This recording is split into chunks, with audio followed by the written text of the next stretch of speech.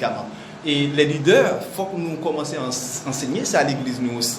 Pour que fidèles l'église nous penser avec le social, penser avec les gens qui n'ont nécessité, qui n'ont pas qu'à manger, qui n'ont pas qu'à boire d'une certaine manière. Et penser aussi pour que nous construisions des projets de développement zone. Des projets de développement zone. Ici, à travers Saint-Louis du Sud, c'est un paysage religieux qui est tellement riche. Il y a la présence de la mission MBSH, la présence de la mission Bethany, la présence de la mission l'Église des Dieux d'Haïti, la présence de la mission adventiste du 7e jour, et tant d'autres missions. Et avec ça, nous religions aujourd'hui le néo-pentecôtisme, où on a un thème qui est plus ou moins populaire, ça nous relie à Amis Célestes. Il y a tellement de l'église Amis Célestes à travers Saint-Louis du Sud. Et franchement, c'est des bagages qui sont très populaires à travers Saint-Louis du Sud, qui me rencontrent très souvent, non pas pour moi, c'est petit banque boletio avec l'église. Petit banque boletio avec l'église. Et j'ai l'impression, est-ce que je vais rencontrer plus l'église par ces petits banques boletio? Parce que chaque côté au passé, où il y a un petit temple, où il y a un petit barricade qui fait, et qui ça dit qu'il a, il dit c'est l'église qu'il a. Bien sûr qu'il n'y a aucun problème avec ça, c'est seulement si l'église ça a contribué d'une façon à développement non seulement spirituel ou bien sanitaire, donc encouragement une spiritualité, et aussi qui contribuait dans le développement zone côté qui est implanté. Mais malheureusement, motif qui construit l'église ou qui implante l'église, c'est un motif d'exploitation. Moi, c'est la vérité, c'est un motif d'exploitation. C'est pour faire l'exploitation, pour exploiter ce peuple-là qui fait que nous remarquons tant de telle zone à telle zone, nous parfois qu'on a plus que 10 à 15 églises. Donc, c'est non souci pour faire exploitation. Mais si c'était non souci justement pour permettre que gagne une spiritualité qui traverse à travers zone, non, si c'était non souci pour que gagne un développement, l'église qui participait dans le développement communautaire, donc nous avons trouvé que toute l'église qui vient à travers Saint-Louis du Sud, c'est un bon bagage. Mais malheureusement, qui seulement réunit les gens pour la prière, réunit les gens pour gêner, réunit les gens pour faire culte dimanche matin, mais sans aucun projet social. Sans aucun projet social. Bah là pour crier des ennemis, moi là simplement pour prêcher une vérité. Et l'église selon Isaïe 58, le verset 7, et Jérémie chapitre 29, le verset 7, ils ont interpellé justement pour commencer à investir dans le développement communauté côté que y a vivre là. Pas forcément dans l'école, il y a besoin de faire. Il y a l'autre projet qui est capable de faire tout. Il y a l'autre projet qui est capable de faire qui embauche même des fidèles d'église qui sont dans situation de pauvreté. Même des projets qui nous capables de faire, nous chita, nous écrire des projets, nous chercher des bailleurs de fonds qui sont capables de sponsoriser un projet nous et il y a possibilité pour que nous baillons non seulement les gens qui l'église nous travaille, mais il y a possibilité aussi pour nous bailler les gens qui n'ont pas même foi ensemble avec nous, boulot, parce que nous avons un chômage qui, surtout dans nos pays qui a beaucoup de chômage, et l'église est capable de contribuer d'une façon pour porter certaines améliorations, pas d'échanger toute situation, mais au moins porter un bagage. Au moins l'église a besoin de faire ce qui ça représenter dans la société, parce que l'église là pour l'impacter la société du point de vue social et impacter la société du point de vue spirituel.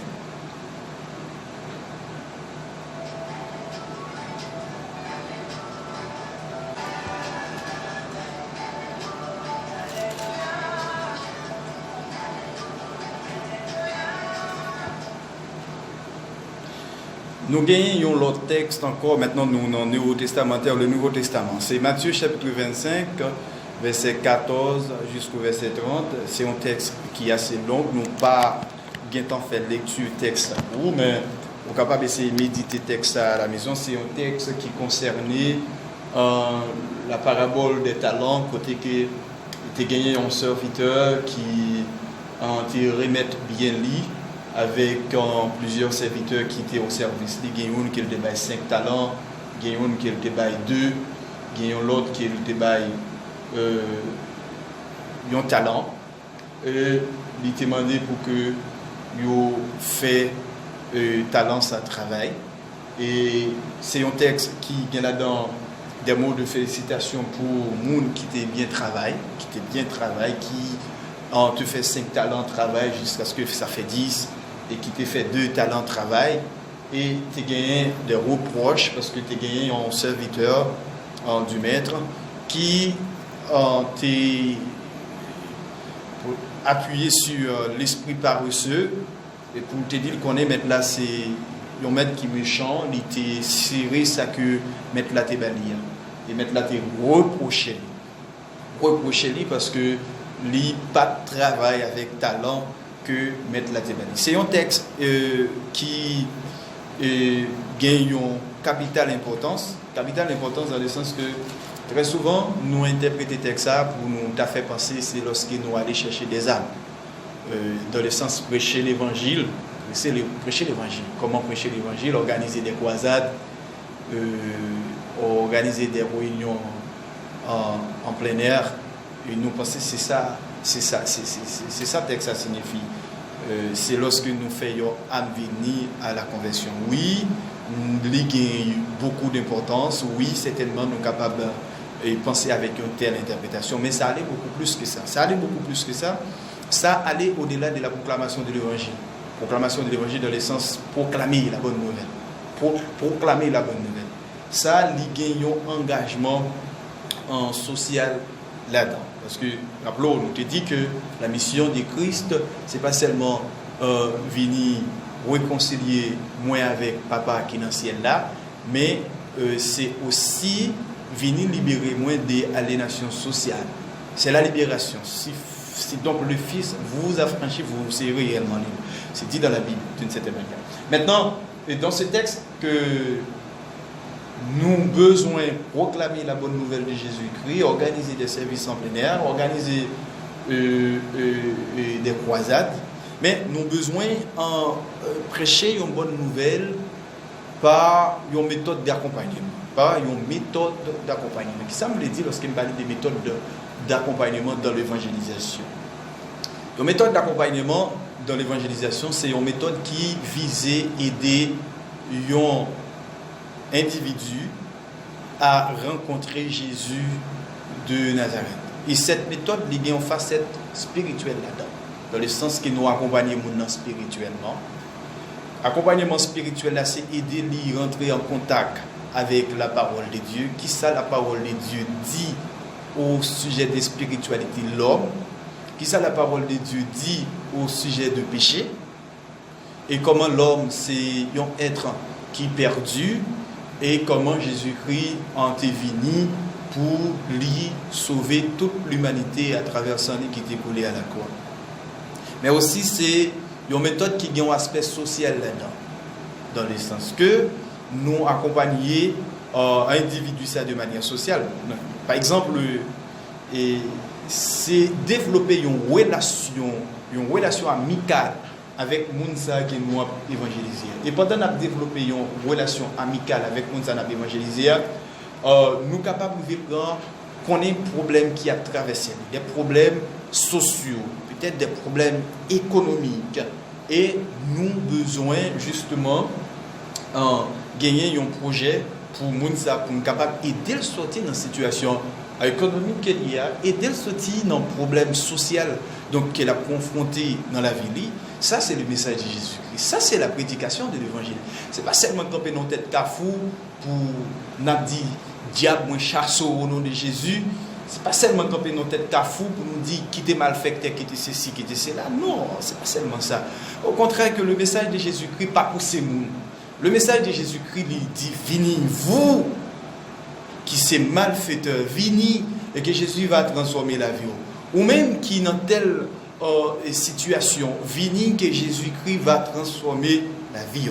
Et cette transformation, c'est une transformation spirituelle, mais aussi son transformation sociale. Et cette transformation sociale, c'est pas Jésus qui va se descendre dans le ciel là, et puis venir pour transformer mon nom de manière sociale. Ça, c'est la responsabilité de l'Église. Non, accompagnement, projet social, nous gagnons pour nouveaux convertis ou bien pour les gens qui retrouvent nos difficultés. dans la communauté côté que nous avons essayé de vivre là. Lorsque nous faisons travail ça, et que Jésus va dire, et fidèle serviteur moi, soyez bénis, mais place qui me dit réservé pour vous, parce que vous avez X, Y dans une difficulté pour te retirer dans la difficulté. Donc ce passage aussi, il conclut avec un texte qui est très intéressant, c'est Matthieu chapitre 25, le verset 40. En Matthieu chapitre 25, le verset 40, qui ça Jésus dit? Qui ça Jésus dit? Dans la mesure où vous l'avez fait à l'un de ces plus petits de mes frères, c'est à moi que vous l'avez fait. Dans la mesure où vous l'avez fait à l'un de ces plus petits de mes frères, c'est à moi que vous l'avez fait. C'est un texte qui intrigue moi, mes frères et sœurs. C'est un texte qui pousse chaque monde à réfléchir, à observer la communauté côté la Bible et ouais, nécessité que côté a gagné et pour nous porter participation avec le talent, le don que Dieu mettait dans nous pour que nous capables d'essayer de faire travail ça, faire un travail qui visait un développement spirituel, faire un travail qui visait un développement social, un développement économique. Donc, si nous faisons ça, Jésus va dire nous, au dernier jour, eh bien, fidèle serviteur, moi, rentrer vers une place qui était réservée pour nous. Donc, le texte a dit nous, à chaque fois nous faisons ça avec un nom pipitio, c'est avec moi-même qui nous fait. Et ça, pas veut dire que ce texte pas veut dire c'est seulement les gens qui n'ont nécessité dans la communauté évangélique côté na vivre là. C'est un texte qui allait au-delà de toute communauté évangélique, qui est la communauté dans son universalisme. Ça veut dire, c'est si le vaudouisant de retrouver dans une difficulté, eh bien, en tant que fidèle serviteur de Dieu, en tant que le représentant de Christ sur la terre, nous besoin justement agir pour que nous retirer le vaudouisant qui t'a retrouvé dans une situation ou bien dans un impasse qui est très très très difficile. Et lorsque nous faisons ça, et bon Dieu va bénir nous. C'est pas lorsque nous faisons ça avec frères, avec sœurs, nous qui se laisse à bon Dieu va bénir nous. Non, loin de là. Même lorsque nous faisons fait avec nous qui pis malfaiteur dans la communauté côté n'a vivre là, moun qui t'a pis brigand dans la communauté côté n'a vivre là. Donc bon Dieu a béni nous parce que nous agissons en tant que enfants de Dieu. Donc Matthieu chapitre 25, c'est un texte qui gagne des mots de félicitations pour les fidèles serviteurs de Dieu qui te reçoivent talent et qui travaillent avec talent. Non seulement ils travaillent ensemble avec lui dans le champ d'évangélisation et dans le contexte spirituel, mais au travail avec talent ça aussi, dans le champ d'évangélisation qui visait un aspect social. Ça veut dire qu'ils ont construit des projets pour aider la communauté côté à vivre là, sortir dans les difficultés qu'ils doivent rencontrer, soit difficulté de l'eau, soit difficulté côté moun pas côté pour faire besoin physiologique, soit côté pas l'école pour ti moun aller l'école, soit côté qui pas de centre de santé. Donc ils fait des centres de santé là, toute bagaille ça yo, ce sont des œuvres qui pral gagner une récompense au dernier jour. Au dernier jour, ça va gagner une récompense énorme, mes frères et sœurs. Et vous, les prédicateurs, qui t'a pensé que notre message, c'est seulement sauver l'âme, c'est seulement prêcher l'âme, c'est seulement justement faire des croisades évangéliques et prêcher, proclamer la bonne nouvelle. Eh bien, ce soir, et votre serviteur, le bien jubilé, t'a attirer attention aussi sur le projet social pour l'Église qui visait le développement communautaire de la société.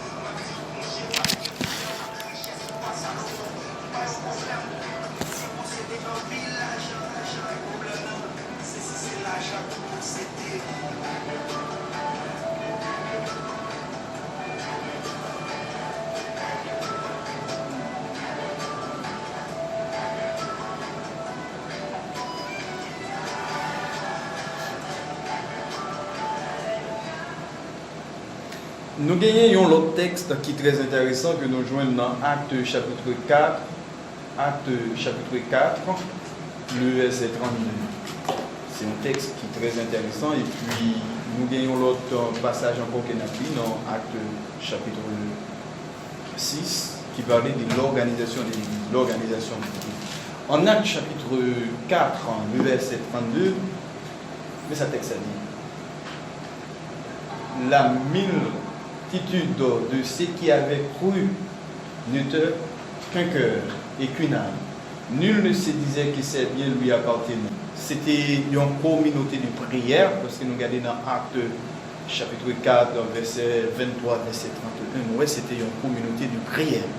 Et en Actes chapitre 4, le verset 32, et le Actes chapitre 5, le verset 11 aussi, c'est une communauté de biens, une communauté de prière dans le sens que les chrétiens ils mettaient tête ensemble, ils ont la prière dans le contexte de persécution qui était gagné à l'époque, ils ont la prière pour que bon Dieu soit capable de donner force pour être capable de vaincre les épreuves, les persécutions de l'époque, mais aussi c'était une communauté de biens dans le sens que les chrétiens ils mettaient en tout bien ils ont gagné ensemble et ils ont gagné un cœur, ils ont gagné une âme, même j'en texte nous. Et bien ça personne ne va dire ça c'est pour lui ou X ou Y va dire ça ça concerne ça pour lui-même ça. Donc c'est comme ça que chrétien est fonctionné et à l'époque. Pour quelle raison que tu fonctionné comme ça? C'est parce que tu as gagné un contexte de persécution, parce que dès le début du christianisme, les sadducéens, les pharisiens ou bien les autorités de la religion juive étaient persécutés en ce mouvement judéo-chrétien. Et aussi, pendant l'Empire romain, les chrétiens aussi étaient persécutés. Et les chrétiens étaient doués, réunis, et étaient doués dans un parfait accord, une parfaite communion, pour mettre tout ça ensemble et pour que vous partagez ça vous gagnez dans le sens que pour pas gagner des gens qui souffraient soit des besoin dans la communauté côté yo a fonctionné. Imaginez l'église primitive qui commençait avec 120 personnes et au fil du temps qui commençait à augmenter. Voilà, les chrétiens étaient organisés côté yo organisé tête yo pour yo capable répondre avec besoin communauté, petite communauté fermée côté yo frères et sœurs. Donc ça c'est un texte qui doit pousser chaque leader aujourd'hui penser avec nécessité côté yo. C'est pas seulement nécessité de l'église d'aller, c'est nécessité veuve de l'église. Bien, nécessité communautaire, communauté évangélique. Mais ce texte lit aller au-delà de ça. Aller au-delà de ça dans le sens que nous devons penser avec des projets qui non seulement capables d'aider la communauté évangélique classique, t'as des gens de nécessité qui n'ont mis en nous, mais aussi des gens qui sont asile, des malheureux, des pauvres qui t'ont retrouvé dans la zone de travail. Par exemple, si zone de travail nous, ta Grande Rivière, eh bien, d'après par exemple le pasteur Edmé Péniel qui est à Jérusalem, il doit penser pour un projet qui non seulement visait les gens nécessités de son église, mais un projet aussi qui visait le développement de Grande Rivière, qui visait le besoin de Grande Rivière, et un projet qui est capable d'aider des zones non développées. Donc, je pense que c'est un exemple parfait. Et en Actes chapitre 4, le verset 32, côté que les chrétiens sont réunis et que vous mettez tête ensemble, tout bien ensemble, justement, pour que pas de des gens qui ont une nécessité dans la communauté côté où tu as vu parce qu'ils étaient dans un contexte de persécution.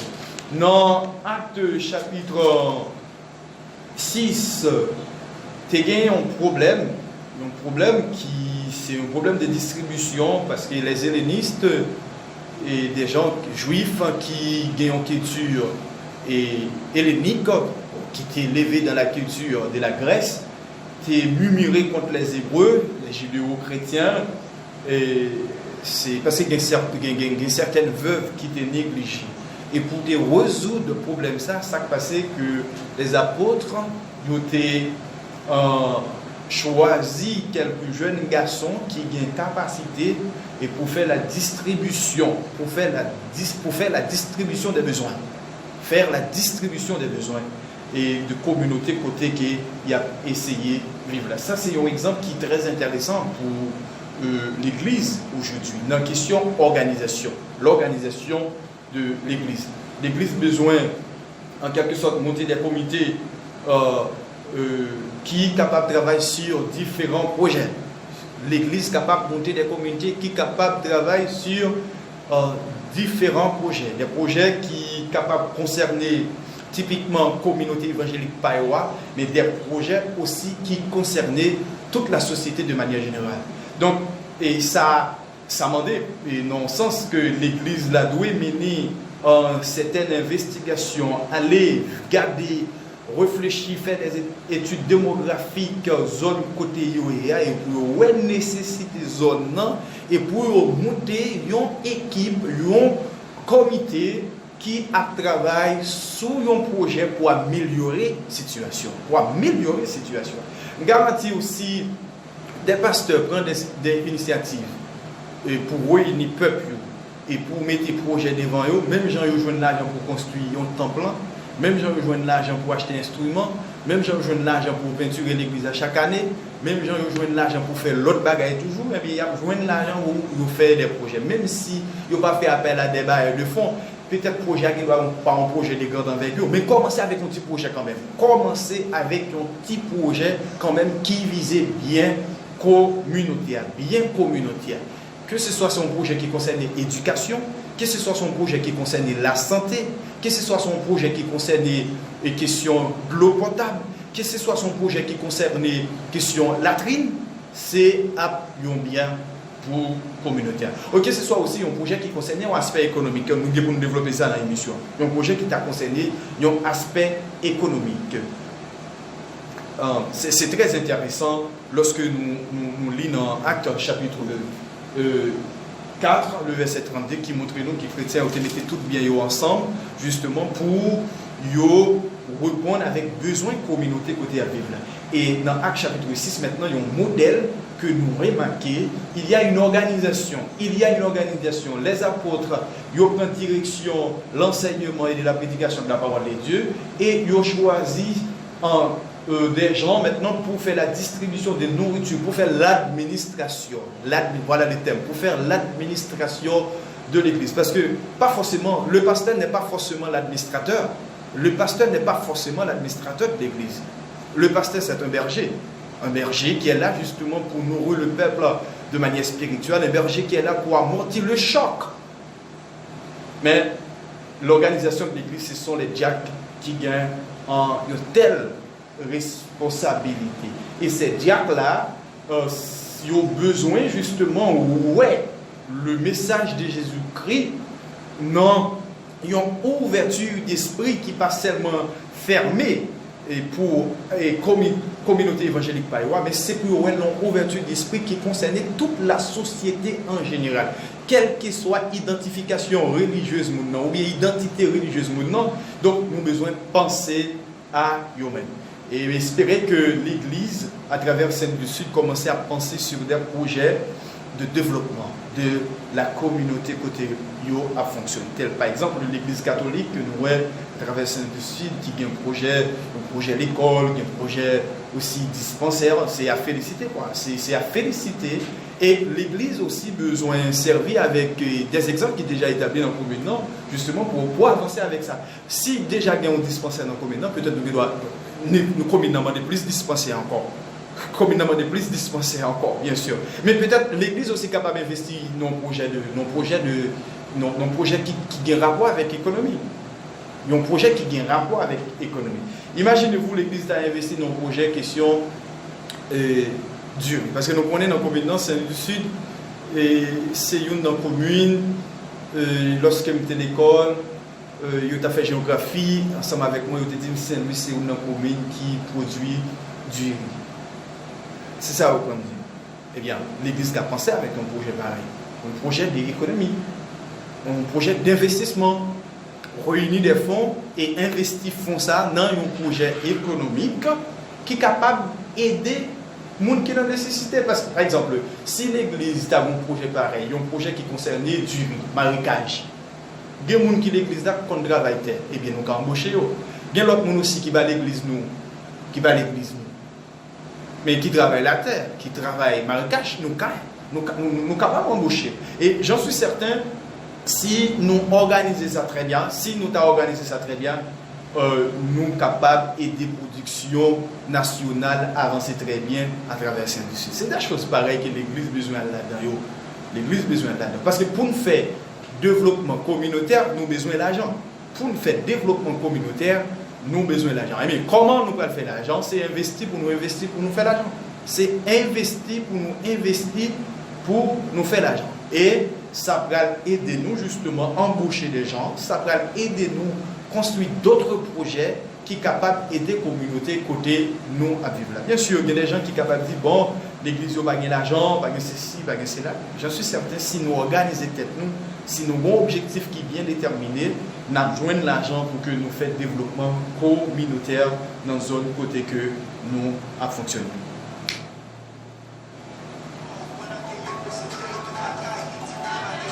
Parce que nous arrivons dans leur émission. Merci beaucoup. C'était Frère Jeannot depuis Grande-Rivière qui était intervenu dans l'émission. Merci beaucoup, Frère Jeannot. D'accord. Merci beaucoup. Nous arrivons dans la fin de l'émission. Rappelons que nous avons discuté autour de l'Église et son engagement dans le développement communautaire. Nous tirons à travers la Bible comment l'Église doit engager. Nous avons des textes bibliques que nous avons médités ensemble. Et puis nous tirons qui ça l'Église besoin pour qu'elle soit capable de faire le développement, c'est investissement dans les humains.